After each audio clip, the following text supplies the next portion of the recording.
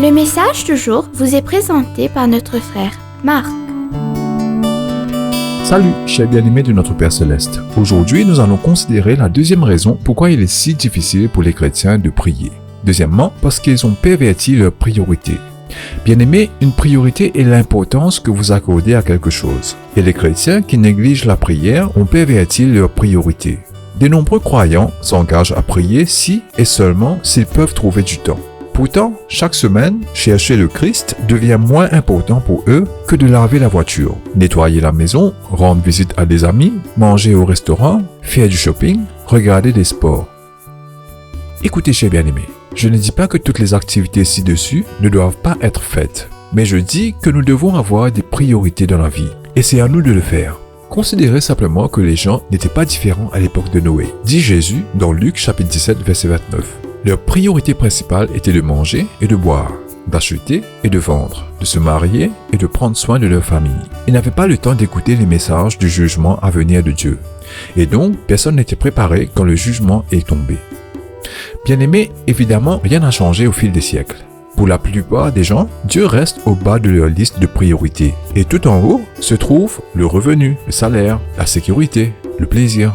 Bien sûr, pour de nombreux chrétiens, Dieu n'est même pas sur la liste. Et cela attriste le Seigneur, à combien il est peu valorisé par ses propres enfants. Aujourd'hui, de nombreux chrétiens voyagent à travers le pays tout entier juste pour être pris en compte par un ministre, un prophète ou un évangéliste. Ces croyants veulent ressentir le toucher de Dieu et avoir une expérience surnaturelle de sa présence.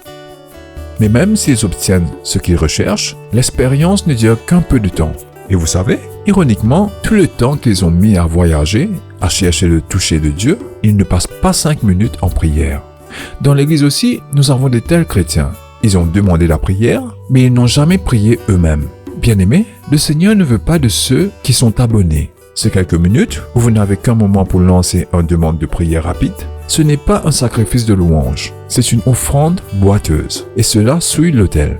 Veuillez consulter Malachie chapitre 1 verset 8 et vous comprendrez ce que le Seigneur exige.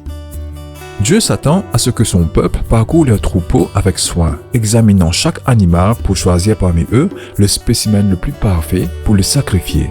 Et pareillement, aujourd'hui, Dieu attend le même de nous. Il veut notre temps de qualité, un temps où on ne fait pas les choses rapidement, où nous ne sommes pas pressés. Mais nous devons faire de ce moment une priorité. Le fait est, et nous devons aussi le savoir, qu'aucun chrétien ne réservera du temps pour prier à moins que cela devienne sa première priorité dans la vie. Au-dessus de tout le reste, au-dessus de la famille, de la carrière, des loisirs, au-dessus de tout. Sinon, son sacrifice est perverti. Que celui qui a des oreilles entende ce que l'Esprit dit à l'Église. Que Dieu vous bénisse tous. Profitez de votre journée en lui. On se retrouve demain pour la raison numéro 3. Au revoir.